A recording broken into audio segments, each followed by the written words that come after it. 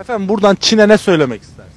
Vallahi şu anda süper güç olduğu için onları tebrik ediyorum. İnşallah darısı Türkiye Cumhuriyeti'ne. Çinlilere ne söylemek istersiniz? Çan çin çon cim bom bom. Buradan Çinlilere ne söylemek istersiniz? Çince bilmiyorum. Saydırırdım ne yapayım diyeyim. Buradan Çinlilere ne söylemek istersiniz? Yarasa çorbası değil de yani kelle paça çorbası için. Çok şey söylemek istiyorum ama söyleyemiyorum. İsmail YK'nın bir parçası var. Biliyorsunuz onu. Onu söylemek istiyorum.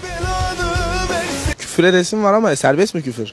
Onların sülalesinden. Onların yüzüne koronavirüsü çıktı abi, sokağa çıkamıyoruz, baksana parkımızdan dolduk yani. Vallahi ne diyelim abi, Allah yardımcılar olsun. Vallahi her şeyi yiyorsunuz, gelin benimkini de yiyin. Keşke her şeyi yemeseler. Çünkü kelebek etkisi diyorum ben buna. Orada olan bir şey burayı etkiliyor. Garip. Bunu söylemek isterim. Kötü bir şey demek istemiyorum. Vallahi bir söyleyeceğim çok şey var da kamera çeker mi işte onu bilmiyorum. Kurumuş boğazım, bekliyorlar yol ağzımda onlar. Bir gün beni sorarlarsa susacağım. Ne söyleyeceğim yavrum, hastalıkları gönderdiler. Önüne geçeni yiyorlar. Olan bize oldu. Simit yesinler tabii.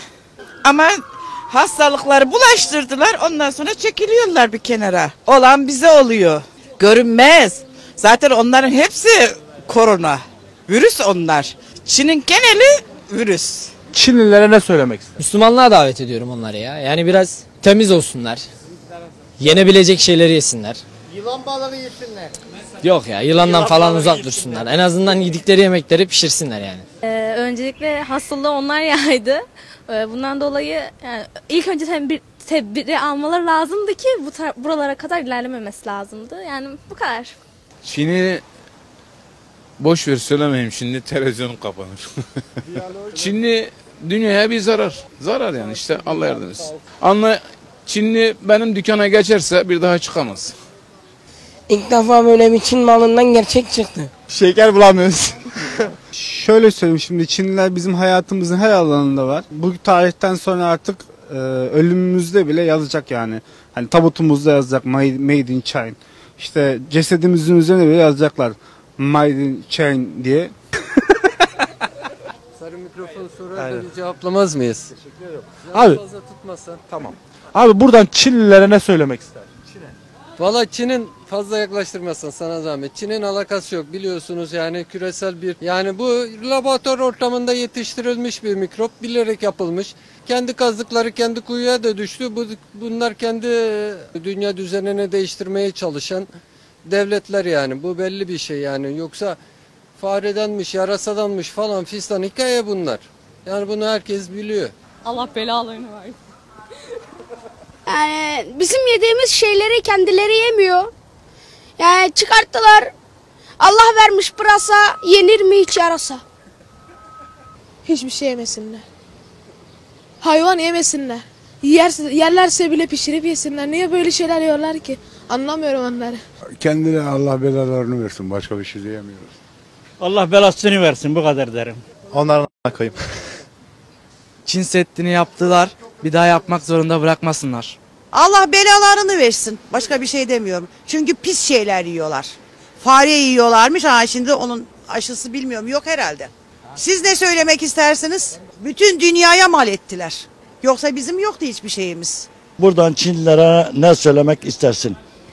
Ne diyeyim abi, bir şey diyemem ki. Evet, bulaştırdılar. Allah'ın namusunlar. Sağlığımızdan oynadılar. Çok büyük sağlığımızdan oynadılar. Yani bu millet bunu hak etmeyekte hak ettiler. Yazık oldu yani, milletimize yazık oldu. Olumsuz. Efendim buradan Çinlilere ne söylemek istersiniz? Tamam, teşekkür ederim. What would you like to say to China? Oh, China, oh my God. China is very, very soğuk yani. What would you like to say to China? Good, very good.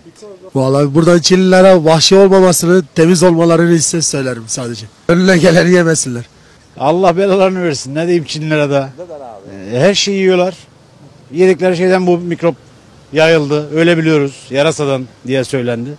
O yüzden yani. Ne söyleyeceğim? Allah'ın verdiği bir şey ama hani onların yanlış tutumları, yanlış yiyecek içecek seçimleri. Bu bir şüphe uyandırıyor bende. Neden yani? Onlar o zaman bir çözüm buldular herhalde ki dünyaya neden söylemiyorlar? Hani ben bizde vakalar gittikçe artıyor farkındaysanız. Öyle değil mi? Çalışan olaraktan mecburiyetten de çalışıyorum şu an. Valla Çinlilere bir şey söylemeyeceğim de önümüzde Ramazan bayramı var. Eğer torunların dedelerin ellerini öpmesini istiyorsa evde kalalım. Zorunlu olmadıkça çıkmayalım. Sarı Mikrofon, Türkiye'nin en çok izlenen mikrofonu.